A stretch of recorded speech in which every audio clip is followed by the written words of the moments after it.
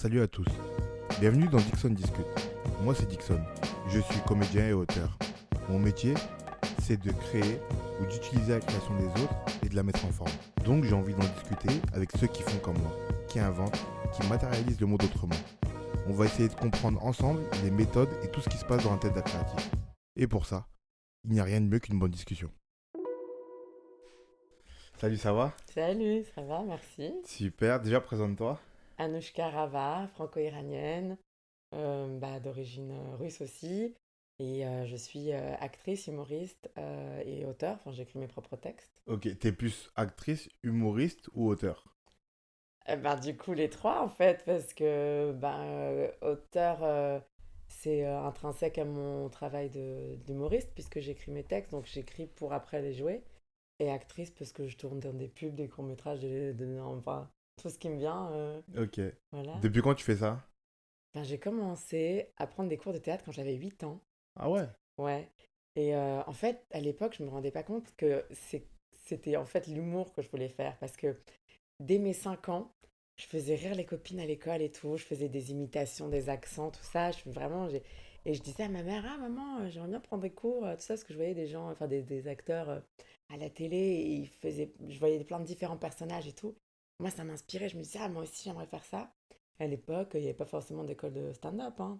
Enfin, ça n'existait pas, quoi. Et donc, j'ai fait des cours chez Teresa Massé à 8 ans. Ensuite, j'ai fait les cours Simon et les ateliers jeunesse au cours Florent. Et voilà, après, j'avais fait à l'époque des pubs et tout ça, quoi. Et, euh, et après, l'humour, ça m'est venu plus tard parce que, tu sais, je sais pas, quand tu grandis, t'as la société qui te fait comprendre que bon, faire la rigolote, c'est pas forcément tout le temps bien vu. Enfin, tu sais, je sais pas, tu perds un peu ton côté enfantin, insouciant. Donc dans ma vingtaine, j'ai un peu, je sais pas, j'ai toujours été, voilà, moi-même, hein, mais quand j'étais plus jeune, vraiment, je faisais des imitations tout le temps à tous les dîners avec les potes et machin. Et puis au final, après, tu grandis, t'es là, bon, je vais peut-être me calmer. Et là, ça fait 3 ans que j'ai commencé à faire du stand-up. Ok. Il y a un truc que je me dis souvent, c'est que j'ai l'impression que c'est pas parce que t'es drôle dans la vie que t'es drôle sur scène. Bah oui, clairement. Ah ouais, c'est un autre taf. Ouais. Parce que souvent les gens ils ont cette impression, parce que même moi on me l'a déjà dit, genre quand tu fais rire un pote, il va dire, putain, tu devrais faire de l'humour, genre quand tu fais rire souvent. Et moi je leur dis, ouais, mais moi qui suis un peu dans le milieu artistique, tu vois, je leur dis, ouais, mais c'est pas le même métier en fait. Je peux faire 1000 blagues là pendant le dîner, c'est pas pour ça que sur scène je serais drôle, tu vois. Bah ouais, en plus, t'as le truc en fait où tes potes, ils te connaissent en fait. Donc eux, ils rigolent parce qu'ils savent que c'est toi, tu vois. Enfin, dans le sens où, ouais, ça les fait rire. Mais si tu dois faire rire des gens que tu connais pas, ils connaissent pas ton univers, ton délire et tout. Et c'est un travail parce que enfin, t'écris, c'est pas du spontané, à moins que tu fasses de l'impro, du crowd work, comme on dit, où tu parles au public, machin, ça en fait partie. Mais sinon, ouais, quand tu fais un spectacle, t'as un producteur qui te produit pour tel spectacle, tu dois faire le même spectacle tous les soirs, quoi. Ouais, mais du coup, toi, comment ça se passe pour que tu te dises, je fais rire les copains et je veux faire rire tout le monde? Sachant ça en plus, tu vois. Ouais, alors ça m'est venu en fait quand j'ai intégré une troupe d'impro à Londres et en fait il y a un des improvisateurs qui produisait des shows, des plateaux d'humour. Et je lui ai demandé, ouais, est-ce que je peux tenter un 5 minutes? Comme ça, tu vois, j'ai même pas... Voilà, c'était juste spontanément, j'étais un peu curieuse. Et en fait, j'ai fait mon premier 5 minutes en français, donc à Londres pour un public francophone, quoi, devant 90 personnes. Et vraiment, ça s'est tellement bien passé La chance. que, ouais, j'ai voulu continuer, quoi. Je me sentais vraiment dans mon élément, en fait. Je me suis dit, bah, je vais continuer. Ouais. Et c'est venu comme ça. Ouais, après, c'est un travail de, je pense aussi, de longue haleine, dans le sens où ça me trottait dans la tête et que j'avais pas osé. Puis après, en fait, je vais te raconter. J'étais à Burning Man, c'est un festival aux États-Unis, dans le désert et tout. Et il y avait des exercices de respiration, breathwork, voilà. Et pendant l'exercice, c'était trois quarts d'heure. C'était 3 jours de suite. Et oh là là, ça m'a libéré de plein de blocages que j'avais en fait. Et c'est bon, c'est pas un gourou, mais disons, oui, celui qui faisait la session de respiration, il posait comme question, c'est un peu une méditation guidée, et il posait comme question, à quoi vous aspiriez quand vous étiez petit, et qu'est-ce que vous faites maintenant? Est-ce que c'est en accord avec ce que vous vouliez faire plus jeune? Euh, et en fait, là, à ce moment-là, je me suis souvenue quand je faisais rire ma mère, chaque fois que je venais de l'école, j'allais dans sa chambre, je lui faisais des shows, je la faisais rire. C'était mon premier spectateur. Et je suis retournée à ce sentiment-là de procurer du bonheur, en fait, à ma mère, de la voir rire, ça me faisait du bien, je me souviens. Et ça lui faisait du bien à elle, en fait, c'est un échange. Et ouais, je suis retournée à ça, à mon enfant, à mon essence première, j'ai envie de dire. Et grâce à ce monsieur, il s'appelle Rob Starbuck. Je l'ai déjà remercié, il est au courant. Mais je lui ai dit vraiment merci parce que grâce à ça, en fait, je me suis réalignée avec moi-même parce que j'adore l'acting. Mais, euh, mais c'est vrai que j'arrive et je me disais, j'explore pas tous mes talents, toutes mes envies, en fait. Et c'est un peu lui, en fait, quand je suis revenue de Burning Man, j'ai passé le casting pour faire partie de la troupe d'impro. Ensuite, après, ça s'est un peu aligné. Et quand je te dis, le mec qui me propose de faire, enfin, j'ai demandé à faire un 5 minutes, il me dit oui. Et après, voilà, je me suis dit, ah bah tiens, je suis comme un poisson dans l'eau. Tac. Mais voilà, c'est un cheminement, quoi. Hmm.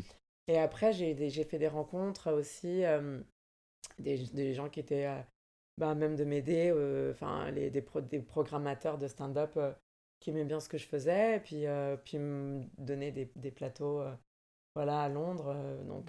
Ok. Voilà, Pardon, c'est un peu long comme Non, réponse, t'inquiète, en vrai, t'as le mais temps, c'est un du coup, c'est cool. cheminement, hein. Bien sûr, t'as Voilà. raison, de tout raconter.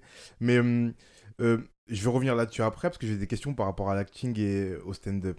Mais déjà, comment ta mère ou ta famille réagissent au fait que tu passes de vouloir les faire rire eux dans le petit cocon familial à vouloir faire rire tout le monde, ou en tout cas, à imiter, à jouer la comédie dans la famille et à vouloir faire ça d'un métier. Bah en fait, moi déjà, mon père, il est iranien, tu vois. Et lui, pour lui, ça revenait, même quand j'avais 17 ans, je l'avais dit, papa, moi, j'ai pas envie de faire mes études, j'ai envie d'être actrice, voilà. Et comme j'avais des bonnes notes à l'école, il me dit, ah non, que nenni, tu vas aller à l'université, parce que pour un père iranien, que ses enfants n'aient pas de diplôme, il a raté sa vie, tu vois. Hmm. Donc, j'ai dû me taper prépa Sciences Po, ensuite j'ai fait un bac+4 de communication, journalisme, politique, tout ça, voilà, non, mon père, il voulait pas que je fasse ça parce que, voilà, comme chaque parent, c'est toujours inquiétant de voir sa fille s'embarquer dans une filière artistique, sachant que moi, j'avais aucun piston, aucune connexion. Mon père est dans l'immobilier, rien à voir. Et ma mère, elle était encourageante, ma mère, hein. D'ailleurs, je l'ai inspirée, elle a commencé à faire de l'acting aussi C'est après. pas vrai? Ouais, C'est ma mère, drôle elle est ça. actrice maintenant. C'est trop bien. Ouais, ouais, c'était chouette. Et en fait, ouais, je pense que j'ai peut-être donné le courage ouais, s'embarquer dans cette aventure. Mais ouais, non, en tout cas, mon père, il n'était pas friand de tout ça. Et en fait, c'est pour ça que ça m'a pris du temps, hein. J'ai travaillé en tant que journaliste, productrice, tout ça. Parce que j'ai pas eu le courage de dire. Pardon, je peux dire fuck ou pas? Bon, Ouais, tu peux dire ce pardon. que tu veux. Ce que tu veux. J'ai pas eu le courage de dire, bon, papa, laisse-moi faire mes trucs. Parce que voilà, j'étais dans un confort qui m'offrait et que à 17-18 ans, je me suis dit, bon, j'ai pas envie de me galérer. Et en fait, j'aurais peut-être dû, mais à l'époque, j'ai pas eu le courage. Et donc, j'ai suivi un peu le parcours que lui avait envisagé pour moi. Hmm.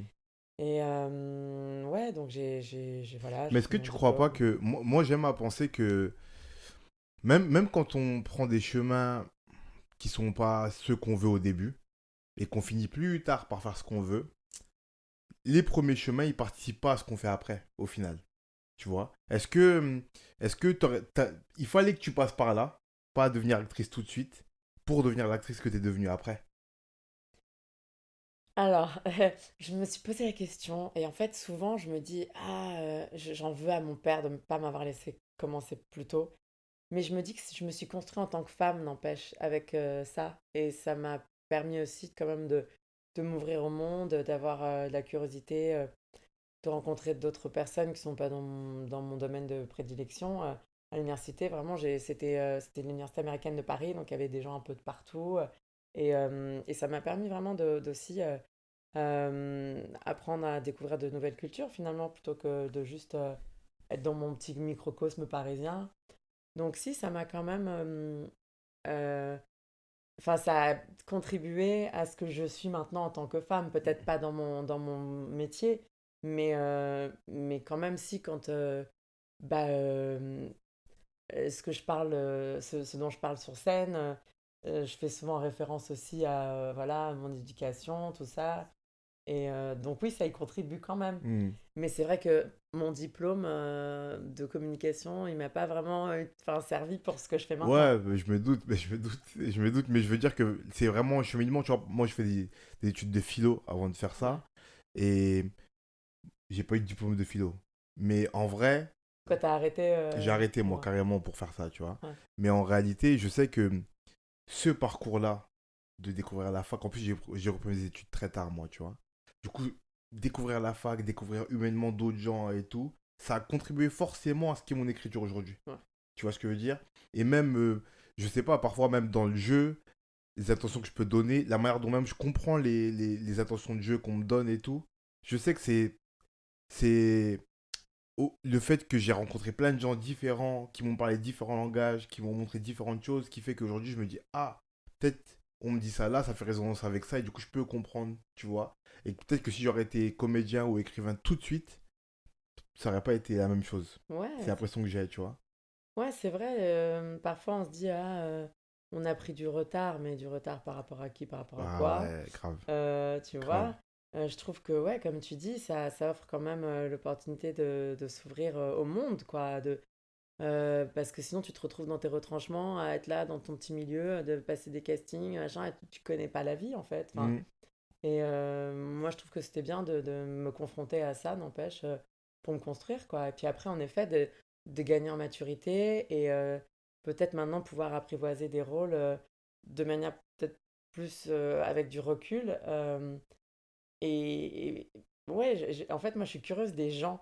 Donc, je suis contente quand même d'avoir pu rencontrer plein de gens dans mes études. Hmm. Que, enfin, sinon, j'aurais peut-être rencontré un profil de personnes plus unilatérales, quoi, j'ai envie de dire. Ah ouais. Puis en plus, tu vois, je vais pas cracher sur les gens qui font des écoles et tout directement là-dedans, tu vois. Mais la finalité, elle est la même au final. Répétition, mais t'as compris l'idée, tu vois. C'est que j'ai pris ce chemin-là et que je l'ai pris même plus tard, à rebours, tu vois. Au final, on va à la même destination et sûrement on y arrive en même temps, tu Ouais, vois. Parce que ce que j'ai perdu ce qu'on a perdu en temps, on va le rattraper ailleurs au final, tu vois. ouais, Moi, je sais que ce que j'ai perdu en temps, je l'ai gagné en détermination. Et du coup, il m'a pas fallu, moi, 10 ans pour devenir comédien. J'ai voulu le devenir entre guillemets. Et ça m'a pris 2 ans, tu vois. Donc, je pense qu'il n'y a pas de hiérarchie à faire. Et cette histoire de. Mais c'est important, je pense que c'est important de le dire aux gens, ça. Vraiment, je crois que c'est intéressant que tu dis ça. Cette histoire de prendre du retard, enlevez-vous ça de la tête. Ça n'existe pas. Il n'y a pas de retard en vrai. c'est clair. Tout comme on dit, il n'y a rien qui se perd. C'est des expériences de vie. Il faut sûrement les vivre, c'est ça que je veux dire en vrai, au final. C'est qu'il faut sûrement les vivre, tu vois, pour arriver là où on veut aller. Mm. Mais il n'y a rien qui se perd en vrai. Non, mais c'est ce que t'en fais en plus de ton expérience, c'est ça. C'est que après, enfin, tu vois, il y a des acteurs qui ont commencé très jeunes et à 30 ans, ils en ont eu marre, ils ont fait autre chose. Ouais, grave, Tu sais pas grave. le Et à l'inverse, il y a parcours. des mecs qui ont commencé à 30 ans ou à 35 ans et ils sont devenus des grands acteurs. Enfin, Ouais. ouais. Donc il n'y a pas de chemin typique, quoi. Chaque fois, tu entends des histoires rocambolesques, hein. Jean Reno qui a commencé à 29 ans, tu vois. Ouais, C'est grave. pas très tard, mais bon, Mais quand même, tu par vois, rapport à des gens qui ont commencé à c'est 15 ans, je sais ça. pas, tu vois. Mais dans notre société, moi je parle avec des gens. Moi, j'ai plus de la trentaine, tu vois. Mais je parle avec des gens qui ont genre 22 ans, qui savent pas trop ce qu'ils veulent faire, qui me disent, ouais, ma vie elle est finie, je suis déjà perdu. T'as 22 ans, genre. Tu vois, C'est clair. Oui, c'est mais pas à 22 ans terminé. aussi, t'étais comme ça, j'imagine, non? Je me posais pas de questions, moi. Ah ouais, ok. Honnêtement, à 22 ans, j'étais fou. Genre, on foutait de tout fou. Pour de vrai. Ouais. Tu vois, je me posais même pas ces questions-là. T'étais en Mais licence de philo à l'époque, non? non, non, parce que Ah, moi j'ai t'avais repris fini, des ah études ouais. de philo à 25-26 ans. D'accord. Tu vois, donc vraiment très tard. À 22 ans, Ouais. j'étais dans les méandres de mon quartier, je faisais rien du tout. Ouais. Je faisais littéralement rien, tu vois. Je venais d'avoir un enfant, c'est tout ce que je savais. Ouais. Tu vois, je voulais vivre, c'est tout. Ouais. C'est Mais beau ce que tu dis, je voulais vivre, c'est tout. ouais, J'adore. mais très simplement, tu Ouais. vois. Et au final, je dis beaucoup au final aujourd'hui, mais c'est pas grave. Mais c'est vrai que quand la réflexion m'est venue de reprendre mes études, parce que j'ai vraiment commencé du début, j'avais pas fait de lycée général, du coup j'ai dû repasser un bac Ah pour rentrer à la ouais. fac et tout, ouais, tu vois. Ah, t'avais de la suite dans les idées quand même, c'est Bah, courageux de reprendre les études et j'avais tout. envie de faire ce que je voulais, c'est tout. Ouais. Je me suis pas posé 1000 questions, je voulais faire ça. J'ai dit, tente, t'as rien à perdre. Je travaillais un peu à côté, ça allait, j'ai tenté. Non, mais tu t'es donné les moyens de le faire, enfin, je veux dire, Bien sûr, mais après, c'est t'imagines. pas très compliqué. Mais c'est aussi pour. C'est pas compliqué dans le sens à faire. Enfin, avoir accès à ces études-là, c'est pas compliqué. Hmm. Après, aller au bout et tout, Ouais, c'est autre chose. C'est autre chose. ouais. Mais avoir accès à ces études, c'est pas compliqué, tu vois. Mais dans l'idée, juste, je me suis pas posé des questions de peut-être je suis trop vieux. C'est des questions qu'on m'a posées. Hmm. Vers- c'est des questions euh, auxquelles on m'a mis en face, tu vois. Qu'on a mis face à moi. On m'a dit, ouais, t'as un enfant, faut que tu l'élèves, faut que tu payes des trucs, des loyers, puis tu comptes, t'as 25, 26 ans. Ça veut dire, là, faut commencer la vie, en fait. Faut commencer, genre, à travailler, cotiser et tout, tu vois. Ouais. J'ai dit, ouais, mais moi, j'ai envie de faire des études. Je crois que je peux le faire, j'ai envie de le faire. Et j'ai suivi mon désir jusqu'au bout, tu vois. Et pareil à la fac. Tu vois, ce qui est drôle, je sais pas si on a déjà parlé ici, c'est que ce qui est drôle, c'est que quand j'ai repris mes études, il y avait des doutes par rapport à ça. J'ai prouvé que je pouvais le faire, du coup j'ai passé l'équivalent de mon bac. J'arrive à la fac. En plus, je fais une grande fac, je fais de la philo, il n'y a pas d'intellectuel dans ma famille, je suis le premier qui va à la Waouh. fac, qui a le bac et tout, tu vois, donc tout le monde est content, ah ouais, fierté et tout. En plus, philo, intellectuel, tu connais. Ouais. Et je rentre à la Sorbonne, du coup, waouh, Ouais, genre, génial. sauvé. En plus, vraiment, moi, j'étais sauvé par le gong, genre, tu vois. Mais est-ce que tu crois que c'est ton fils qui t'a aussi donné cet élan de détermination, de dire faut que je Alors, fasse ça souvent, on me pour pose la lui? question, très honnêtement, et les gens, ils ne disent pas beaucoup ça. Les gens aiment bien enjoliver les choses en disant oui, c'est forcément mes enfants qui m'ont. Des fois, c'est juste toi. Ouais. Moi, Non, c'est je te pose juste la moi. question parce que moi, mon père, il m'a dit que grâce à nous, il nous a eu très jeunes. Il avait mon père à 22, moi à Ouais. 23. Et il a dit que c'était quand même grâce à nous qu'après, bon, il s'est quand même mis le pied à l'étrier. Et parce qu'il perdait de l'argent au casino, machin. Enfin, Ouais. voilà. Et après, il a dit, bon, ok, maintenant j'ai des gamins, faut que je sois sérieux et tout. Alors, moi, c'était différent. Ça s'est passé en deux temps. Ça s'est passé en un premier temps, je me suis dit, je fais ce que je veux pour pouvoir lui transmettre le fait qu'il pourra faire ce qu'il veut. Ouais. Tu vois. Et qu'il aura un exemple de tu peux faire ce que tu veux. En plus, à tout moment, si tu veux bifurquer, tant que tu es déterminé, tu peux le faire. Ouais. Et après que j'ai réussi, entre guillemets, à faire ça, je me suis dit maintenant, il faut que je lui montre qu'on peut changer de voie et y réussir et comment on y réussit. Tu vois. Et là, ça me détermine parce que j'ai envie d'être un bon exemple. Ouais. J'ai envie de réussir ma vie pour que ça aille bien pour lui aussi. Mais aussi, j'ai envie d'être. C'est plus humain ce que je ressens par rapport à ça, Hmm. plutôt que matériel et financier. Il y a Oui. beaucoup de gens, c'est cet ordre-là, et je comprends, tu vois. Et j'ai envie que matériellement et financièrement, ça aille bien pour lui. Mais c'est plus humain. J'ai envie de lui Hmm. montrer exemple, lui dire écoute, ton père, il a fait tant d'erreurs, il a bifurqué 1000 fois de chemin, mais à un moment donné, c'est déterminé. Il a pu rattraper le chemin qu'il fallait et il a pu aller au bout de son délire en Ouais. suivant sa voie, tu vois. C'est un super exemple, hein. C'est ça que je veux lui Bien. montrer, en vrai. Bravo. Ouais, non, mais bien sûr. Et puis, non, ça me faisait penser. Ouais, ce que tu disais, il n'y a pas de chemin tracé, Il quoi. n'y a pas de chemin tracé. T'arrives à où t'es censé, t'es là où t'es censé être au moment précis, Exactement. tu vois? Exact. On est d'accord. On est Moi, c'est ce absolument que je me d'accord. dis parfois, tu vois, tu te dis, ah, j'aurais dû faire ceci, j'aurais dû faire cela avec des j'aurais dû, tu vois, Ouais, tu vas nulle part. Mais moi, souvent, c'est ça, bon, c'est Gandhi qui dit ça, hein. Il dit, voilà, si c'est quelque chose que tu peux changer, change-le, mais si tu peux pas le changer, va pas t'attarder dessus toute ta vie, quoi. c'est ça. On est Passe à autre d'accord. chose, tu peux pas changer le passé, qu'est-ce que tu peux faire maintenant pour améliorer bah, ton présent et ton futur, C'est mais ça. Et puis en plus, on soupçonne pas l'infinité d'actions qui peuvent finalement changer les choses sans qu'on s'en hmm, rende compte. Tu vois, des fois c'est une réflexion, des fois c'est faire un petit truc. Tu vois, moi je sais que par exemple, je suis beaucoup passé par le sport pour changer ma vie alors que ça n'avait rien à voir avec le fait de. Tu vois, je prends un exemple, c'est que par exemple, quand moi je me suis mis à vouloir faire à écrire, à la base j'ai commencé par l'écrit avant le théâtre. J'arrête la fac du coup, c'est là que je veux en venir. ah Du coup, j'arrête ouais, la fac. d'accord. Ça veut dire au bout de. Je fais 3 ans de fac, mais je retente ma deuxième année, pardon. Et à la deuxième fois, ma deuxième année, je vais prendre une décision, je dis j'arrête. Ça y est, je veux Hmm. écrire. Maintenant, on va expliquer ça. Tu as déjà Ah, expliqué aux ouais. gens que tu as arrêté, que tu voulais pas travailler pour aller à l'école. Et là, tu dis aux gens, ben, je veux arrêter l'école pour pas vraiment travailler, pour faire un truc qui est abstrait de ouf. Bref, j'arrête et je me donne 2 ans. Je me mets une deadline. Je me dis au bout de 2 ans, et je me mets un truc qui est vraiment pas, qui est quand même réaliste. Je me dis, je veux pas en vivre au bout de 2 ans, mais je veux au moins être payé pour ce que je fais. Mm. C'est-à-dire, même si un jour on me donne 10 balles pour un de mes textes, je réussis. Et chaque fois que j'aurai 10 balles, je recule ma deadline, tu vois, comme Ouais, ça. t'as raison. Sauf que pendant un an, il se passe rien. Tu vois, il se passe des trucs, mais vite fait, tu vois, des trucs bénévoles et tout. Bref, il se passe rien. Et comme toi, j'ai aucun appui dans le milieu. Je connais personne, je viens pas de là. Laisse tomber, tu vois. Je suis un autodidacte, du coup, j'ai pas fait d'école. J'ai rien de chez rien. J'ai Ouais. rencontré des gens par-ci par-là, mais ça concrétise pas, du coup, il se passe rien. Et là, j'arrive à un tournant où je me dis, waouh, je suis presque à ça de lâcher, tu vois. Ouais. Et ce qui fait que je reste focus, c'est que je me dis, ok, là, il se passe rien. Trouve un truc dans lequel tu vas être focus pour rester mentalement focus si un jour ça te tombe dessus. Ouais, parce que tu sais, souvent on te dit, tu sais pas, t'es peut-être à là de réussir. Exactement. Mais En c'est fait, souvent ça. C'est ça que je ouais, dis aux gens. ouais, Souvent, quand tu vas lâcher, t'étais à la porte que ça allait marcher. ouais, C'est souvent ça c'est en plus. clair. Et du coup, je me mets à faire du sport. À Ouais, mort. Mais vraiment déter. Genre, je perds 12 kilos en 3 mois. Je fais un DR de waouh. ouf. Mais en fait, ça me permet de rester focus, tu vois. Je me dis, en fait, ça me permet de pas me laisser aller. Ouais, bah, Tu c'est vois. important pour la santé C'est ça, mentale, en fait. quoi. Ouais, C'est ouais. ça. Je me sers du sport pour ma santé mentale, tu vois. Ouais. Et le théâtre me tombe dessus. On me propose à quelqu'un pour un rôle. Je rencontre la Attends, mais ça, personne. c'est drôle, parce que c'est au moment que t'as lâché prise, en fait. C'est ça que tu Ouais. dis? En fait, c'était corrélation de plusieurs trucs. Il se passe rien pour moi. Je travaille sur un projet avec une artiste. En fait, je travaille en corrélation avec une artiste sur un projet d'expo où elle faisait des dessins et moi j'écrivais des textes.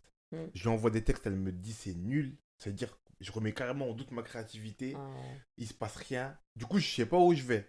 Je sais pas comment j'y vais parce que j'ai l'impression de plus savoir écrire. Non, mais attention, j'ai une question, parce que cette personne-là, faut savoir à qui tu donnes la valeur du Alors, jugement. Tu non, vois ce que je non. veux dire? Elle Franchement, était habilitée à te dire. elle était hyper habilitée parce qu'on travaillait ensemble. En fait, ce qui s'est passé, c'est qu'en gros, moi, je lui propose de travailler avec elle Ouais, sur une série de dessins. Je lui dis, fais-moi des dessins, j'aime trop ce que tu fais, je fais des textes. Elle me dit, ok. Elle me fait 2 séries de 5 dessins, du coup 10 dessins. Elle me fait une d'accord. première série de dessins, je lui envoie les textes, elle me dit, ah ouais, c'est trop bien et tout. Je fais les autres dessins, je t'envoie. Elle m'envoie les autres dessins, et là, elle me dit, ah ouais, mais je te reconnais pas. Ah, ok. Tu vois, Bon. genre vraiment. Parce qu'en plus, c'est elle, à la base, bref, c'est compliqué notre histoire, mais je la remercierai jamais assez cette femme. Elle s'appelle Marie Désert, je l'ai enregistrée ici. Vous irez voir sur YouTube. Mais en gros, on s'était rencontrés parce qu'elle avait perçu un truc chez moi. C'est aussi un peu grâce à elle que je fais du théâtre. C'est la première qui m'a mis sur scène, qui D'accord. m'a dit autorise-toi à aller sur scène et à dire des textes, tu vois. Et du coup, je lui propose de travailler avec elle. Elle me dit ok. J'envoie cette série de dessins. Elle me dit je te reconnais pas, je comprends pas. Et moi, je sais pas trop encore. Tu vois, je suis un néophyte, du coup, je sais pas trop. Du coup, ça me remet en question. Je te dis, il se passe rien. Et du coup, je me dis, bon, reste focus quand même, garde un truc. Je me mets au sport à mort. Mm. Par hasard. Est-ce qu'il y a vraiment d'hasard dans la vie? Mais je sais pas. Le théâtre, ça me tombe dessus. Je te dis, une pote que je connais, qui me met en relation avec des metteurs en scène qui cherchent un Moi, je crois comédien. pas au hasard. Je crois J- qu'au rendez-vous. Moi, je ouais, te dis la bah en tout vérité. cas, un rendez-vous, tu vois, qui se crée. Ouais. Et je vais les voir. Ils me disent ok, je leur dis écoutez, moi je suis pas comédien, je suis auteur à la base, je vais même pas jouer la comédie. Mais bon, je m'étais dit aussi dans mon idée de deadline là, des 2 ans, je m'étais dit dis oui à tout ce qui touche de près ou de loin à l'écriture. Je me dis théâtre, écriture, ça. Peut-être qu'en plus j'écris une pièce, peut-être qu'un jour je pourrais la faire monter par eux, bref. Du coup, je dis oui. Je me retrouve là-bas, je fais une lecture avec la comédienne avec qui je dois jouer. Ils me disent ok, Banco, ça passe, on va travailler beaucoup pour te faire répéter et tout, parce que t'es pas comédien, mais ça passe, on y va. Tu vois. Et je me rappelle, le premier mois de répétition, du coup, j'apprends, tu connais le théâtre, j'apprends à mouvoir j'apprends mon corps dans l'espace, enfin, tous ces enjeux-là que dans la vie, t'as pas en vrai, tu Ouais, c'est vois. vrai. J'apprends le jeu du corps et tout. Le premier truc que je me suis dit au bout de 2 semaines de répétition, putain, heureusement que j'ai maigri, genre. Ah ouais. Vraiment.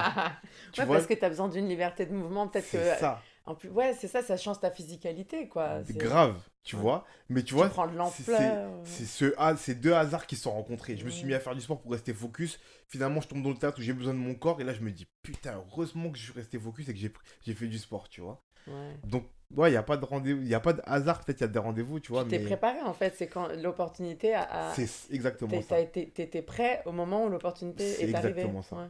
C'est ça. Et c'est toujours comme ça que, tu vois, par exemple, là, c'est le Covid, c'est compliqué pour les comédiens et tout. C'est hyper compliqué pour moi. Je travaillais pas depuis 1 an et demi, tu vois.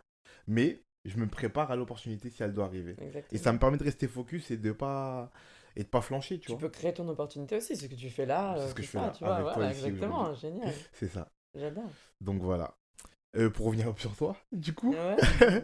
euh, je voulais savoir aussi comment, comment toi tu sépares le fait d'être comédienne et le fait d'être stand-upeuse. Parce que je sais qu'il y a beaucoup de porosité entre les deux milieux. Il y a beaucoup de stand-uppers qui deviennent comédiens, très peu de comédiens qui se mettent au stand-up. Des comédiens de carrière, je dirais, tu vois. Mais toi qui as les deux formations, comment tu vois les deux milieux? Et comment toi, tu vois, toi, ta créativité, c'est-à-dire le fait d'écrire des pièces ou d'écrire des rôles et d'écrire du stand-up, quelle différence tu vois? Alors, en fait, moi, c'est vrai que j'ai commencé à être actrice et comédienne parce que tu vois, j'ai une formation à Lambda, théâtre classique, tout ça. Et c'est vrai que moi, j'ai fait l'inverse, parce qu'il y a des stand-uppers qui deviennent acteurs et comédiens. Mais c'est vrai que moi, par exemple, j'ai eu la chance de pouvoir jouer Célimène dans Le Misanthrope, mais à Londres. Et en fait, c'est vrai que je me suis dit, à Paris, on me donnera pas ce genre d'opportunité parce que c'est encore un peu fermé. Ils imaginent pas une Célimène typée, quoi, tu vois. Et en fait, après, je me suis dit, plutôt que d'attendre que ça se passe, quoi. Et puis même moi, j'avais envie je suis assez hyperactive, je veux dire, j'ai besoin de faire les choses aussi. Et donc je me suis dit, ouais, quel est le meilleur moyen pour moi d'avoir un contact comme ça avec les gens? Je suis une people person, je suis curieuse des gens, j'aime les gens. D'avoir un feedback, un retour, pardon, je parle franglais comme Vandame, c'est terrible. D'avoir un retour immédiat, euh, bah, c'est avec le public sur scène en fait. Mais c'est pas le même travail, puisque forcément, quand tu es actrice ou comédienne, où on t'écrit un rôle, enfin, ou même pas, on n'écrit pas un rôle spécialement pour toi, mais on écrit un rôle en général. Après, toi, tu dois aller au casting et bah, enfin, montrer l'interprétation que tu fais de ce personnage-là. Tu dois, toi, mettre de toi dans un personnage. Alors que, bon, bah là, quand t'es humoriste, tu es carrément plus vulnérable dans le sens où tu peux pas te cacher derrière un personnage, quoi. Hmm, C'est toi et tes tripes, quoi. Enfin, hmm. et oui, c'est juste. Enfin, c'est juste. C'est notre démarche.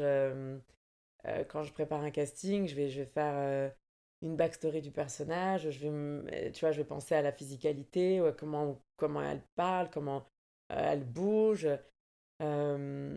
Alors que là, bon, bah, quand je suis humoriste, j'essaie d'être au plus proche de moi. Et d'ailleurs, c'est intéressant ta question parce que j'ai dû vachement faire de déconstruction des tics peut-être que j'avais d'actrice. C'est-à-dire que quand tu es sur scène dans une pièce de théâtre, bah, tu as un quatrième mur en fait.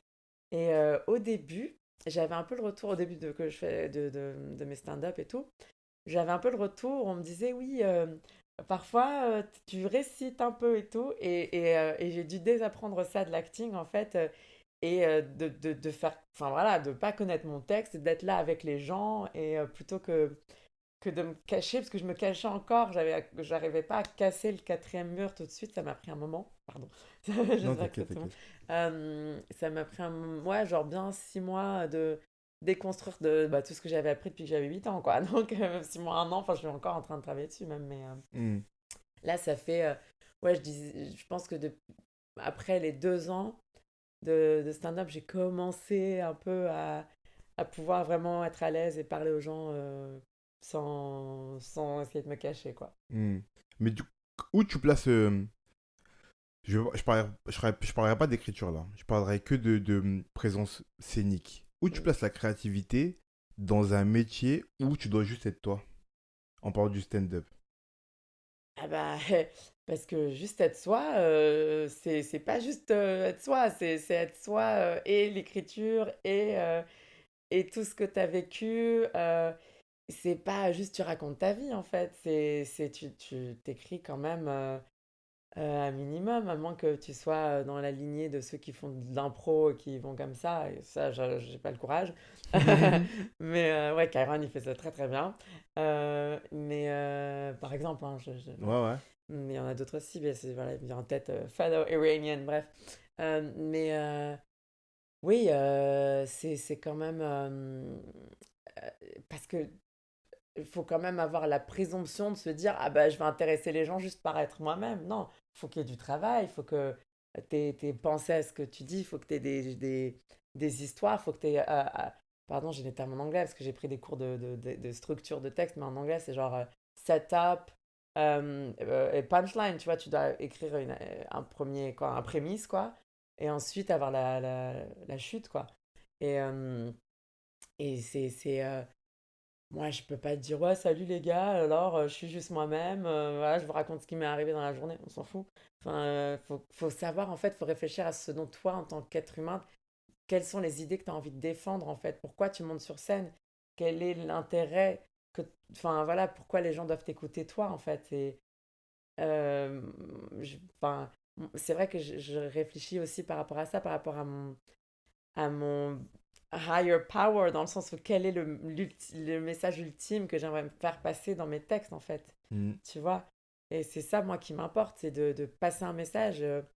Et parce que justement, tu prends l'opportunité de parler à des gens et c'est un privilège énorme de pouvoir être toi toute seule et pouvoir, tu vois, divulguer des idées et après donner aux gens un peu, voilà, toi, ton point de vue. Et après, les gens, bon, s'accordent ou pas avec tes points de vue, mais ouais, il faut quand même proposer quelque chose. Tu peux pas juste être toi, quoi. Mm. Mais j'ai l'impression que, peut-être c'est moi qui me fais une idée, tu vois, mais de ce que tu me racontes, qu'il y a une espèce de quand même une forme, toute proportion gardée, tu vois, une forme de pression créative dans le sens où c'est une convergence des luttes internes. Je m'explique. Tu dois être toi, mais bien être toi. Tu dois te raconter, mais bien te raconter, écrire ce que tu racontes, y faire passer tes idées. Ça fait beaucoup de choses quand même, tu vois. Ça fait beaucoup de choses que, par exemple, quand moi j'écris, je me cache derrière mes écrits et il y a juste ma plume et ce que je vais faire passer comme idée. Ou mon histoire, si même je veux faire passer d'idées, je m'appelle. Bref, on dira pas de nom pour pas froisser des gens, mais t'as compris l'idée, tu vois. Si j'écris des romans de gare, on va dire ça comme ça, je peux ne pas faire passer d'idées, je m'en fous, tu vois. Là, j'ai l'impression que ça fait beaucoup quand même, tu vois. Et que j'ai l'impression que. Et c'est la question que je te pose. J'ai d'autres questions après. J'ai une question par rapport à la chute et tout, mais je la poserai après. Mais la première, c'est celle-là. C'est est-ce que créativement, il n'y a pas une forme de pression quand on pense à tout ce qu'on doit faire rentrer dans des bouts de texte, tu vois? Ouais, c'est un format différent, quoi. En plus, après, par exemple, hier, j'étais en train de discuter sur la congélation des œufs, tu vois. Moi, j'avais fait un passage, genre, j'avais écrit 2 3 minutes dessus, et on me dit, ah non, mais c'est super intéressant, parle-en plus et tout. Tu sais pas ce que va intéresser les gens finalement. Ouais. Et parfois, c'est souvent ce dont t'as pas envie de parler qui va intéresser les gens, tu vois. Il faut vraiment creuser en soi et oser. Parce que moi, je me suis dit, mais ça va intéresser qui? Personne ne sait ce que c'est, truc. Et au final, c'est ça. Hier, on m'a dit, bah, sur Clubhouse d'ailleurs, ouais, vas-y, écris pour la semaine prochaine, écris encore 3 minutes de plus, c'est vraiment intéressant, on connaît pas, ta ta ta.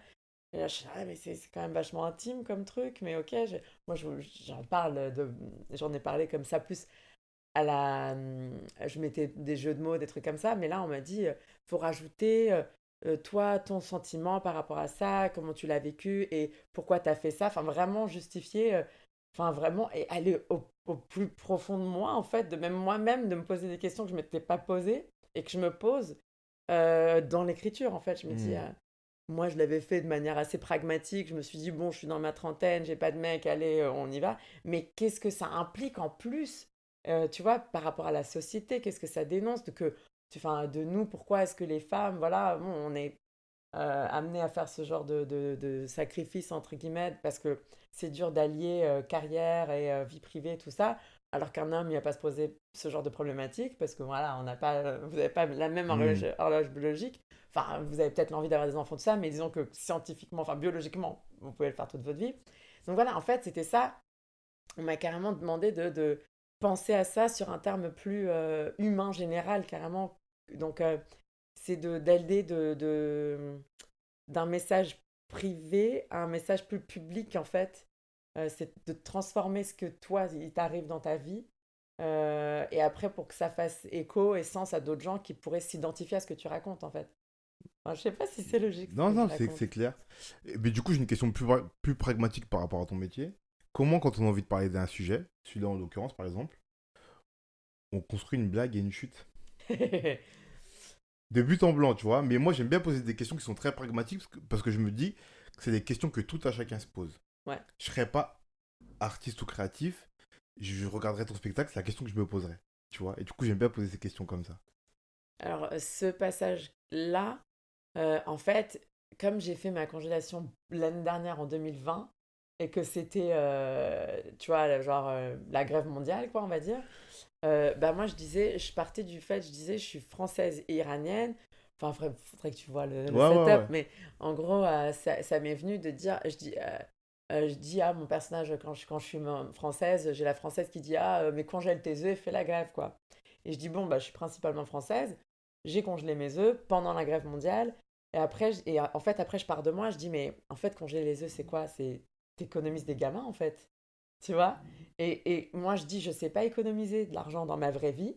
Donc, qu'est-ce que j'ai fait? J'ai économisé des humains. En fait, tu pars de toi. Je dis, j'ai un petit compte épargne avec des enfants dedans. Tu Ok. essaies de trouver des trucs un peu euh, de déconstruire le sens que ça aurait, tu vois, genre, et pourquoi je fais ça? Ben ouais, moi, je sais pas économiser de la thune, mais bon. Mais en même temps, c'est contre-productif parce que j'ai dépensé de l'argent, donc j'ai pas pu économiser de l'argent pour économiser des humains. Ouais, Donc, en fait, qu'est-ce qui est le sens, disons, comique dans la situation, en fait? ok.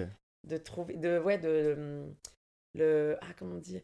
La diversion, quoi. Trouver le sens. Qu'est-ce qui est drôle là-dedans, quoi.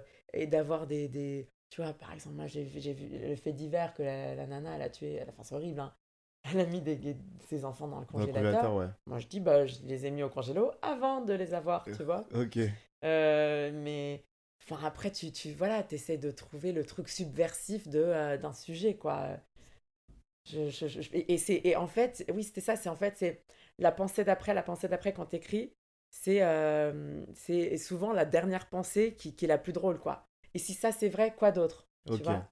Mais Pousse. ça, j'ai appris à UCB quand j'étais à LA, j'ai fait des cours d'impro pendant 3 ans, et c'était oui et, en fait, et dans l'écriture, c'est pareil. En fait, quand tu es dans ton flow d'écriture, tu peux pas t'auto-censurer. Tu mets toutes les idées qui te viennent et tout. Et enfin, moi, je travaille pas mal avec spider web, comme on dit. Tu mets un mot, D'étoiles, t'entoures, ouais. et une étoile, ouais. Et après, tu vois tous les trucs qui te viennent. Et après, par rapport à ça, tu dis, ah, ok, ça, je peux explorer davantage. Mais c'est vraiment de pas censurer, C'est quoi, je pousser trouve. au bout la pensée pour atteindre Ouais, quelque chose de presque. Comment dire? Presque incroyablement fou et c'est ça qui pourrait rendre drôle la situation. ouais. C'est souvent tu penses que tu as fini et puis tac, ta dernière idée, là, et celle d'après, ah bah tiens, voilà, mais c'est pour ça que, et aussi c'est important de pouvoir tester ces textes aussi. Hmm, Donc là, c'est un peu compliqué, mais je fais des zooms et tout ça pour voir. Bon, c'est pas le même hmm. retour, Mais évidemment. j'ai une question Ah par oui, rapport à ça ok, après. ok. On va en parler. Mais oui, non, mais bah, voilà, juste pour setup, voilà, toutes les idées, tac, free flow. Et ensuite, ouais, d'essayer plusieurs punchlines et voir. Ce qui paraît le plus dérisoire, j'ai envie de dire. Ouais, ok. J'ai Ouais. capté. Ah, c'est ça le mot que je voulais tout à l'heure, la dérision, Dérisoire, mon ouais. Dieu. Ok. Ouais. Et du coup, j'ai une question à l'inverse. Euh, Comment on fait quand on a un sujet qu'on veut traiter, mais qu'on n'arrive pas à trouver la chute? Ouais, ben. Ça arrive ou pas déjà? Euh, Quoi, côté juste l'idée de base et que Ouais. tu sais pas où tu vas Et que avec? tu sais pas où. Tu peux savoir où tu vas, mais soit t'arrives pas à te dire que la chute est drôle, soit même tu vois que. Tu vois cette idée d'aller à l'idée d'après, après, tu vois que le après, il est toujours pas drôle. La dérision, elle arrive pas, genre. Tu vois ce que je veux dire? Bah La alors, dérision, elle arrive pas. dans ce cas-là, ce que tu fais, hein, moi ça m'arrive, je trouve pas, je lâche ce thème-là, j'en fais un autre et après j'y retourne. Tu vois, il faut avoir un peu de recul parfois parce que quand tu es trop dedans comme ça, tu fais des blocages mentaux, tu vois, et tu même plus à voir ce que tu fais. Donc ouais, moi je préconise parfois je vais aller bosser sur un autre 5 minutes, quoi, ou élaborer un 5 minutes que j'aurai, le transformer en 10 minutes. Et après, c'est le temps qui fait bien les choses, quoi. Et parfois, je vais te dire, hein, je suis dans mon lit comme ça, je suis entre le sommeil et l'éveil, quoi. Je sais pas comment t'appelles ça, un état hypnoïque, quoi, je sais pas trop. Et, et le subconscient, quoi. Et c'est là où l'idée me vient. Et c'est pour ça que j'ai toujours un voice note, mon portable à côté pour faire des voice notes. Parce que tu sais pas quand t'as des états de grâce qui t'arrivent comme ça, tu vois. Ouais, grave. Et c'est souvent ça. t'as l'inspiration. Toute la journée, tu auras pensé, t'es devant ton ordi, il n'y a rien qui vient. Et c'est le soir où, en fait, quand t'as lâché, quand ton esprit, finalement, il arrive à aller dans sa part plus créative, où là, ça fait sens, quoi. Hmm. Donc, tu vois. Et du coup, j'ai une question qui me vient là, parce que j'ai déjà parlé de ça avec un réalisateur qui faisait des courts-métrages, tu vois. Et je lui parlais de la différence de format. Et depuis tout à l'heure, tu me parles de petits formats. Tu me dis des 5 minutes, des 5 minutes, des 5 minutes. Comment, je sais pas si ça t'est déjà arrivé à toi encore, tu vois, mais comment on arrive à transformer un 5 minutes en 10 minutes? Du coup, ça veut dire que tu parles d'une blague ou deux ou trois à soit ces blagues-là étendues, soit à plusieurs autres blagues, et à un spectacle, et à une cohérence dans un amoncellement de blagues qui donne une cohérence. Enfin, tu vois, parce que pour moi, il y a un Mhm. gap entre écrire un 5 minutes et écrire une heure. Enfin, tu vois, moi qui fais du théâtre, je le vois, je sais que c'est pas du tout le même travail, tu vois. Mhm. Bah, il y a tellement de différentes façons d'aborder l'écriture d'un spectacle d'une heure, tu vois. Je sais qu'il y a des humoristes qui ont pas testé leur blague 5 minutes par 5 minutes. Ils ont écrit tout leur spectacle d'une traite. Euh, Moi, j'ai pas abordé ça comme ça, c'est-à-dire que... pardon. T'inquiète. Euh, Enfin, parce qu'à la base, déjà, je voulais voir si ça me plaisait. J'avais pas l'ambition de faire tout de suite une heure. Mais là, tu vois, je suis en train d'écrire mon premier spectacle là, à Brighton, au festival. Je dois faire un 50 minutes. Bah, dans l'idée, je vais faire 5 fois 10 minutes. Et après, pour la cohérence, justement, je vais essayer de voir les transitions que je peux faire. Et en fait, c'est quel est le thème sous-jacent dans chaque 10 minutes que je fais. Genre, quel est le thème overlapping Le fil rouge? Oui, merci. Le fil rouge, le fil conducteur. Ouais.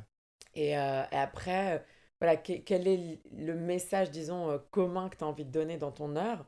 Et ensuite, avoir argumenté ton message avec plusieurs petits messages qui corroborent ton message plus général. Oh, mais du coup, tu trouves ton fil rouge à l'origine ou tu parles d'une blague dont, de laquelle t'étires un fil rouge. Alors Tu vois moi, ce que je veux dire? ouais. Alors j'ai travaillé avec une coach de comédie et en fait, on essaie de déterminer qu'est-ce qui te fout dans la merde à chaque fois dans ta vie. Tu vois? Ok. Le truc où à chaque fois, ta faille ultime et tu refais la même bêtise. Et voilà.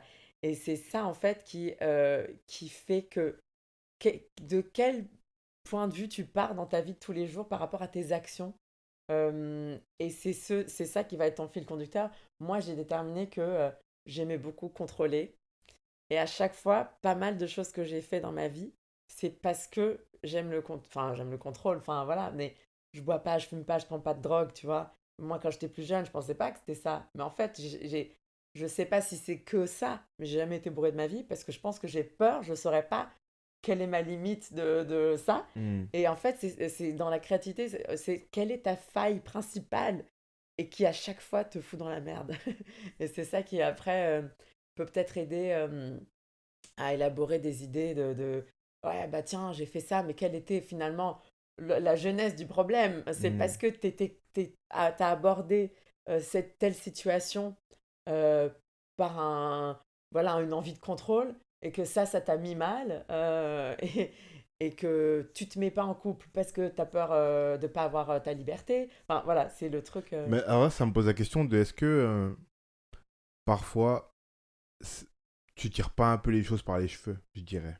Tu vois ce que je veux dire? Ouais. Parce que du coup, est-ce que comme t'as une idée principale, t'as un fil conducteur que tu veux suivre pendant une heure et demie, tu te dis ok, c'est le contrôle par exemple, dans ce cas-là. Tu vas trouver une blague qui a rien à voir.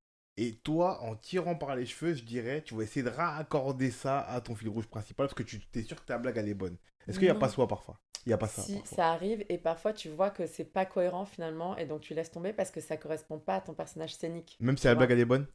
Ouais, faut que ce soit cohérent. Parce que sinon après tu perds les gens en fait. C'est-à-dire que si ton personnage scénique il est compromis parce que les gens ils vont pas s'identifier à ce que tu racontes parce que tu n'auras pas été comment dire cohérent avec toi-même, ils voient qu'en fait, tu pars dans tous les sens et il faut quand même que les gens se disent, ah, il y a que elle qui peut raconter ça. Il faut vraiment être unique dans ce que tu racontes. Et c'est vraiment bien se connaître aussi finalement. Et faire une blague pour faire une blague, dans ce cas-là, t'es auteur et tu le fais dire par quelqu'un d'autre qui, dans sa bouche, ce sera plus cohérent. Mais moi, c'est vrai que j'essaie quand même de me dire, ok, euh, la blague pour la blague, bon, si je fais un 5 minutes que je veux me faire plaisir, mais si je fais un spectacle d'1 heure, il faut quand même que ce soit logique avec ce que je raconte, quoi. Hmm. Et tu me parlais des auteurs dans le milieu de l'humour. Euh, de plus en plus, on ose en parler de ce Mm. truc-là, là, si on s'intéresse un peu à ça, bien sûr. Euh, comment c'est perçu ça? Je te demande ton avis à toi, parce que c'est toi que j'invite, tu vois. Comment tu perçois, toi, euh, ce truc de je dois me faire raconter, je dois me faire raconter, je dis me faire parce que du coup, tu te fais raconter par un mec qui écrit la blague à ta place. Euh, du coup, il y a une part de créativité qui s'enlève, vu que c'est pas toi qui écris la blague, Mhm. premièrement. Et deuxièmement, dans cette idée de tu joues toi-même, est-ce que du coup, tu mets autant de jeu quand c'est pas ta blague, tu vois? Ou juste t'es toi qui raconte une blague qui pourrait être toi? Bah, il y a des fabuleux interprètes, hein, tu vois, il y a des gens, il y a beaucoup d'humoristes qui prennent des auteurs et après ils arrivent à se l'approprier, mais parce qu'ils auront travaillé en binôme avec l'auteur, que l'auteur il leur a pris le temps de poser des questions à l'interprète et que finalement il va formuler ça pour que ça sonne bien dans sa bouche, quoi, tu vois. Euh, ouais, il y a des gens qui arrivent à s'approprier le texte d'un autre, tu vois.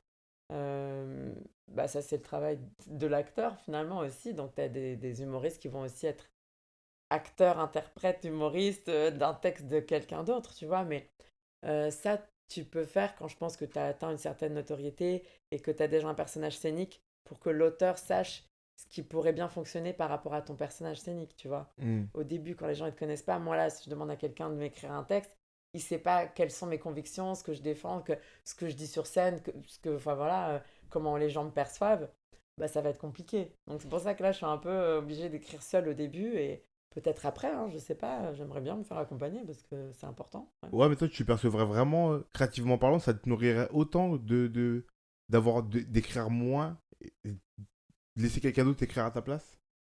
Ah non, ça me dérangerait pas, moi, j'aimerais bien. S'il y a quelqu'un comme Navo, tu vois. Ouais. Ah non, c'est un génie, ouais, ouais, carrément. Enfin, là, j'ai rencontré Adrien Piquet sur Clubhouse, là, lui aussi, il a l'air très smart. Non, mais il y a des gens qui arrivent quand même à explorer ce que tu as en toi et à extraire de toi ce que peut-être toi-même tu vois pas. Donc ça, c'est assez important aussi. Enfin, c'est le métier aussi du réalisateur parfois. De dire, tiens, creuse un peu là, parce que toi-même, t'as pas envie d'y aller parfois, ou tu sais Ouais. même pas que tu as ça. Ouais. Donc c'est le métier aussi d'un auteur et d'un réalisateur de voir des facettes d'une personne qu'elle-même peut-être n'a pas encore explorées, tu vois. Mhm. Donc ouais, moi je serais pas contre l'idée de travailler avec un auteur, hein, carrément. Ok. Et maintenant que t'écris pour toi, avec l'humour, t'as pas envie de revenir à... Enfin, pas forcément de délaisser l'humour, hein, mais de revenir à la comédie en écrivant un rôle pour toi aussi? Ouais, j'aimerais bien. Mais tu sais quoi, j'essaye d'écrire des dialogues et des trucs comme ça. J'ai du mal, je suis pas une dialoguiste, quoi. Et j'avais, en fait, tu sais, c'est drôle que tu me poses la question parce que à la base, j'avais commencé à écrire parce que je voulais écrire un film sur mon père.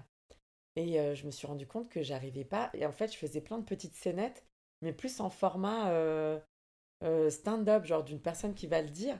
Et c'est là où je me suis dit, bah en fait, je vais dire les passages. Parce qu'il y avait pas mal Mon père, il est très jeune, machin, c'est un personnage, hein, il m'inspire, mon père. Et je me suis dit, j'ai envie de faire un film sur lui, mais peut-être plus tard. Mais là, pour l'instant, c'est vrai que tous les passages que j'avais, et ben, je les ai transformés plus en format de stand-up, quoi, parce que ça me venait comme ça, j'arrivais pas à trouver les dialogues, quoi.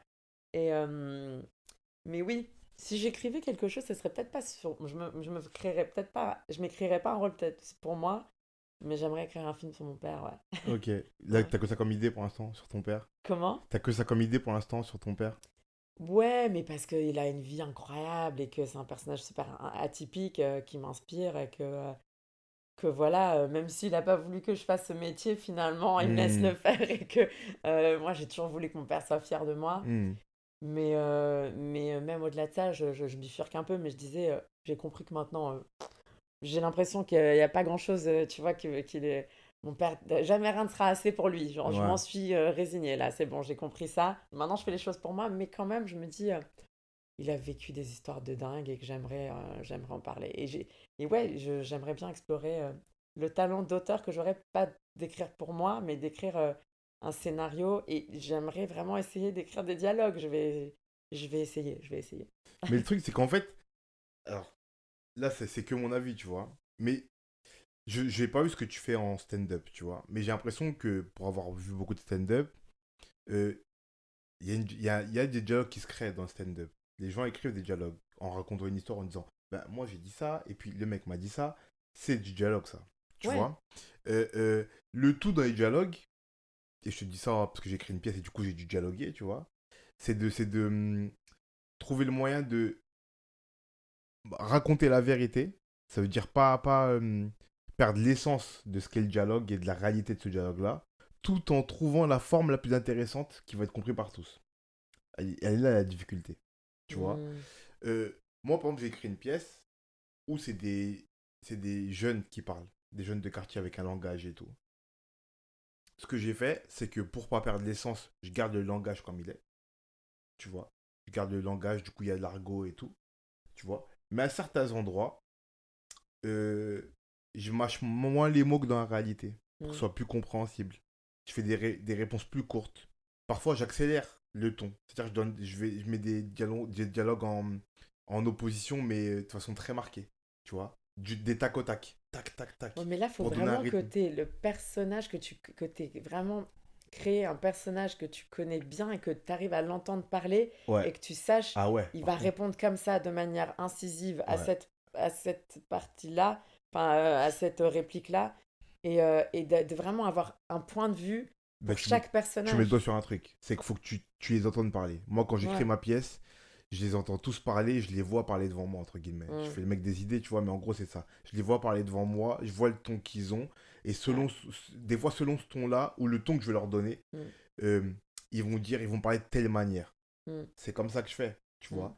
Mais c'est en vrai juste, je me rappelle, tu vois, tu me parlais de ton père, tu parlais dans trop le perso, mais tu me parlais de ton père vu que tu veux écrire sur lui. C'est juste penser à comment il te parle et écrire, en fait. Ouais. Tu vois ce que je veux dire? C'est juste ça. Pensez à comment vous parliez ensemble et écrire. Pensez à comment, vu que ça va être sa vie, pense à lui, comment parler à ta mère ou à des Ça va gens de être ta un film famille, tu bilingue, hein. vois. Il me parle en anglais, je lui réponds en français. Non, mais tu vois ce que je veux dire? C'est penser à ça, tu Mm. vois. Et c'est juste visualiser ça, le poser.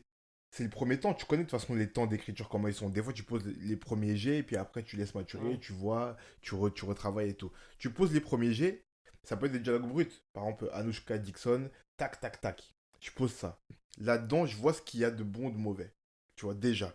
De ce que moi je trouve intéressant ou non. Ok, ça me paraît intéressant, ça me paraît pas intéressant. Une fois que j'ai trouvé ce que je trouve intéressant, je fais une espèce de traitement, je vois ce qui pourrait intéresser le plus grand nombre. Tu vois. Ou si vraiment je veux dire ça, mais que la manière dont c'est dit, ça va pas intéresser le plus grand nombre, je trouve là, c'est là la difficulté. Je trouve un moyen détourné de conserver la parole tout en adaptant à ce que tout le monde puisse comprendre que c'est intéressant. Tu vois.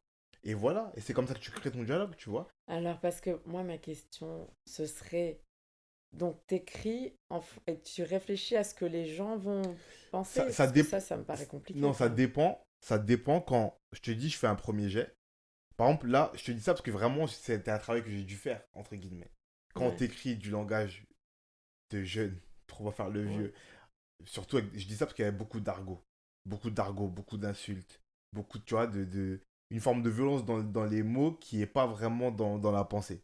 Et ça, c'est dur de faire comprendre ça au plus grand nombre parce que c'est ouais, pas les codes de tout le ouais, c'est monde, vrai. tu vois.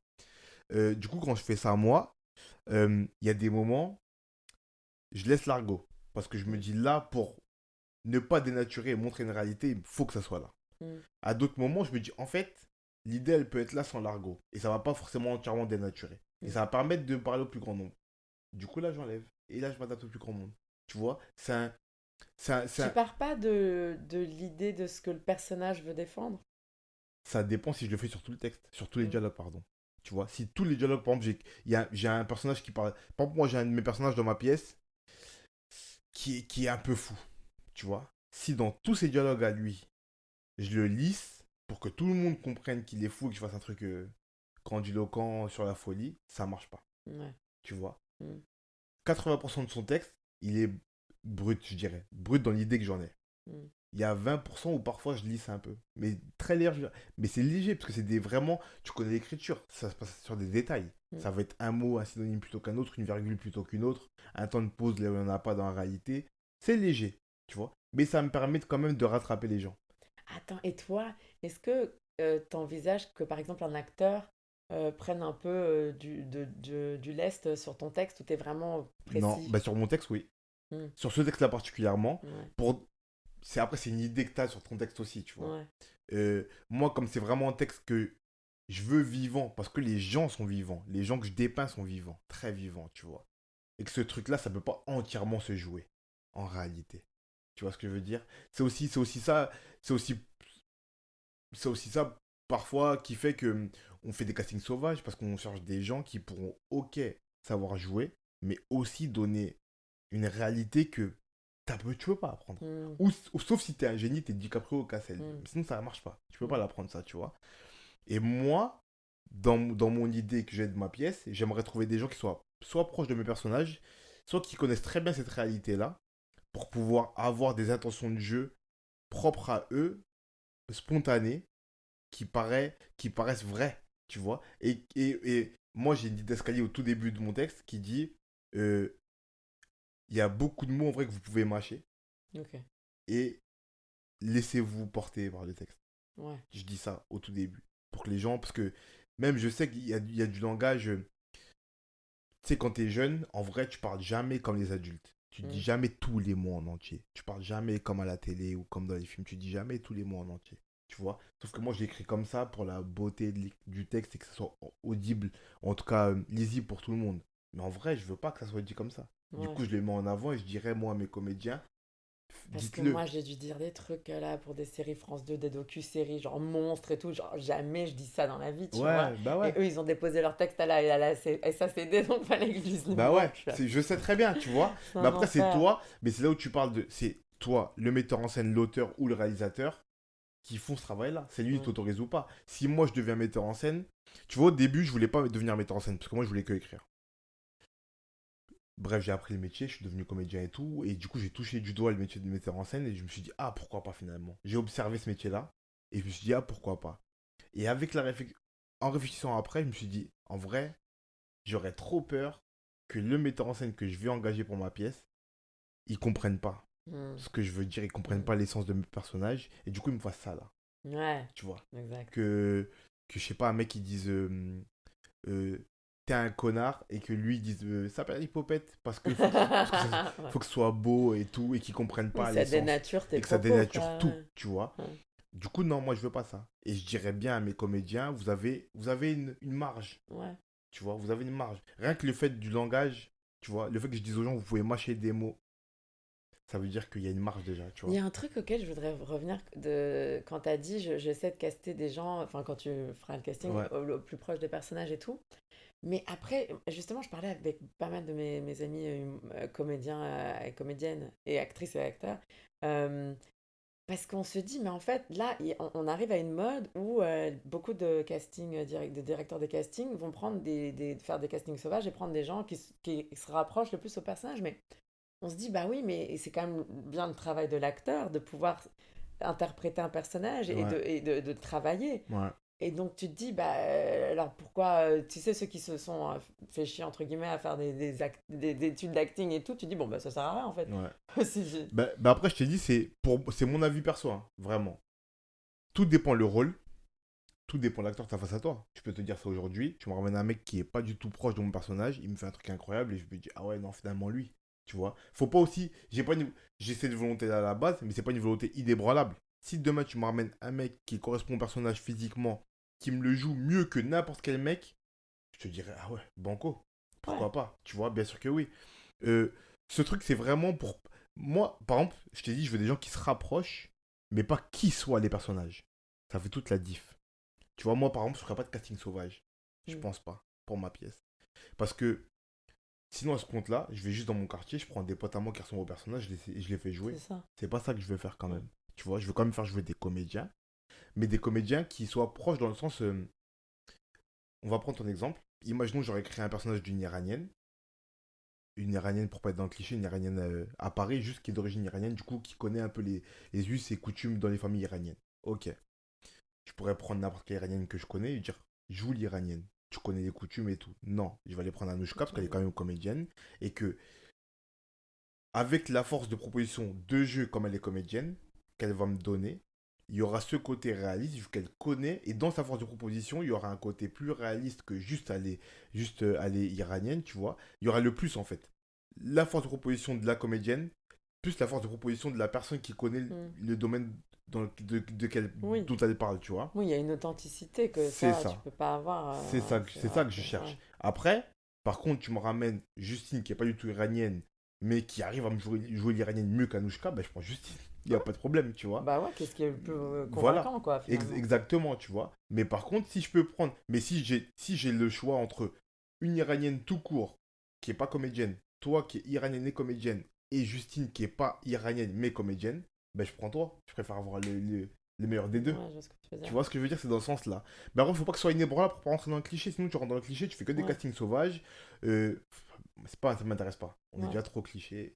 Tu vois, ça m'intéresse pas. On est déjà trop écrasé par ça, ça m'intéresse pas, tu vois. Moi, tu vois, c'est ce qu'on disait l'autre jour dans la conversation. J'aimerais bien qu'il y ait des films où t'es pas type. Enfin, il n'y a pas d'ethnie préétablie, Évidemment. quoi, tu vois. Mais tu vois, moi je te parle d'un film de jeune, c'est pour ça que je te dis ça. Mm. Mais en vrai, comme on parlait, parce qu'on avait déjà discuté de ça en off pour que les Ouais, gens comprennent oui. à quoi on fait référence, tu Mm. vois. Mais en vrai, il y a des rôles dont t'as pas besoin de ça, en Mm. fait. Ouais, Tu vois ce que je veux dire? Où tu ouais. peux très bien jouer. Genre, on en parlait, tu vois. Euh, Moi, je parle d'argot. Du coup, j'ai quand même besoin de gens qui vont pas être ridicules à dire de l'argot, qui vont savoir bien jouer. Parce qu'on peut vite être ridicule dans certains codes. Tu vois ce que Mm. je veux dire? Mais par contre, il n'y aurait pas d'argot dans ma pièce. Ça serait des. Je sais pas. Des gens qui parleraient sans argot, sans rien, juste des jeunes. Je prendrais n'importe quel jeune. Mm. Quel que soit, Ouais, je du vois ce que tu coup, veux dire. leur ethnie et tout ça. Ouais, parce que Au tu vu de vois, la moi, par discussion que la dernière fois, exemple, tu vois. de par moi, le fait que je sois typée, bah, mais le truc, c'est que je parle pas wesh wesh. Et Évidemment. tu vois, Mais tu vois, par exemple, tu vois, là, t'es profondément là-dedans. ouais, Par exemple, toi, je te caste pas. Ça m'intéresse pas. bah ouais. Pourtant, Et c'est typé que j'ai pourtant, besoin d'un rôle typé, mais ça m'intéresse pas. ouais. Parce que j'ai pas besoin de. Oui, mais inversement, je suis mal pour les rôles de filles un peu bourges ou quoi, Ah, parce que je suis pas française. Enfin, ouais, je suis franco-iranienne, ma mère, elle est blonde aux yeux bleus verts, mais je ouais. ressemble pas à ça, hein. Ouais, mais t'es mal. Ouais, mais tu vois. Donc, tu vois, je suis dans un truc où Ouais, mais tu vois, c'est là où on parlait la dernière fois, tu vois, c'est pour mais ça que j'écris mes textes. t'as bien raison, t'as bien raison. Mais tu vois, ce truc-là, c'est que. Ça, c'est que. On va rentrer dans un truc un peu plus politique et social, tu vois, mais ce truc-là, regarde, moi qui suis sûrement autant écrasé que toi par les clichés et tout, je te dis que dans ma pièce, il y a un rôle de meuf typée, Mm. mais qui tirait pas parce que c'est pas toi. Moi, je te le dis. Par contre, demain, j'écris un rôle de meuf pas du tout typée, et j'aimerais bien te voir parce que je trouve que ça te correspond. Mais moi, je te le dis pourquoi. Parce que moi, je suis écrasé aussi par ça, que je comprends, et que j'ai pas envie de te faire. Comment dire? J'ai pas envie de te rétribuer ce que moi, on me fait subir déjà. Ouais, Mais ceux à qui ça arrive pas, ils s'en foutent de ça. bah ouais, c'est clair. C'est tout. Voilà où on en est. Et ils Ouais. pensent même pas la. J'en veux même. Non, Presque, je mais leur moi, veux ce qui pas, me ils rend se posent même dingue, pas la c'est question. que parfois, ils prennent des actrices qui sont racailles pour jouer des bourges juste parce qu'elles sont connues, tu vois. Elles parlent comme des racailles. Ouais, ouais. Vraiment. Ouais. Wesh, wesh, On machin. dira Tu pas les de vois, nom. ouais. Et je suis là, ben, prenez des filles qui parlent bien. Il y en a, Mais hein, c'est des parce filles qu'elles sont typées qui connues. parlent bien Parce qu'elles sont connues, c'est sans pour wesh, ça. wesh. Bah oui, mais après, nous, comment on fait, tu vois? Mais on est d'accord, c'est les gros problèmes du métier, on est d'accord. On est Bon, je d'accord. m'en fous, c'est pas grave. Je veux dire, je fais mon truc, hein. Mais t'as bien raison. Voilà. Et on a bien compris que tu faisais comme il faut. Ouais. Ben on va conclure du coup. Oui. Et pour conclure, je pose toujours trois petites questions. La première, c'est cite-moi ton objet créatif favori. Mon objet créatif Ouais. favori. Ça peut être très large, on m'a dit des réponses vraiment très larges. Ah ouais. Euh... Ben, je sais pas, sur lequel j'écris, tu dis? Non, Enfin, non. Un objet, pour toi, ça peut être un ordi, ça peut être un stylo, un papier, une feuille. alors, Un objet qui sert à ta création ou un objet qu'on a créé que tu trouves ouais. que t'aimes bien. Mon père, il m'a offert une bague. En fait, j'avais vu, c'était une amie à lui qui fabrique des bijoux. Et il a fait écrire dessus ma raison d'être en petit outil. Et j'adore cette bague, je l'ai pas là sur moi, mais il me l'avait offert pour mes 30 ans. Et c'était un beau cadeau, ouais. Ok, la bague de ton père du coup. Rose, en quartz rose, elle est très jolie. Et ouais, je la regarde, je la trouve belle. Ouais, voilà. Ok. Il y a 3 petites étoiles dessus. Ouais. La deuxième question, c'est ton œuvre inspirante favorite. Ah ouais, oh, c'est dur. Film, télé, Ce que tu quoi. veux. Tout format confondu, mais une seule. Mon œuvre inspirante, ouais. Bon, le film que j'ai le plus regardé, c'est Pulp Fiction, hein, quand même. Ouais, de Tarantino. Alors là, les dialogues, mais je les connais tous par cœur, je les kiffe. Non, non, mais c'est un génie, ce mec. Ouais, Pulp Fiction. De Tarantino. Hmm. Ok. Et la dernière question, c'est un conseil pour quelqu'un qui veut se mettre à créer. Réfléchis pas trop. Parce que moi, ça m'a souvent bloqué de trop réfléchir, de vouloir faire les choses trop parfaitement. C'est mieux fait que parfait. C'est mieux fait, c'est mieux fait que parfait. Ouais. Bien, ça, c'est bien, on va retenir ça. Ouais. Ben, merci beaucoup. Ouais. Et je vais mettre le lien vers ton Instagram dans la description pour que les gens voient ton travail, qu'on te Merci. suive sur les stand-up d'ici à Londres, de partout, dans le monde, j'espère pour toi. Bah, merci. À la prochaine. Ouais, merci, Dixon. Likez, C'était abonnez-vous, chouette. partagez. Abonnez-vous à son compte. Salut. Merci. Salut.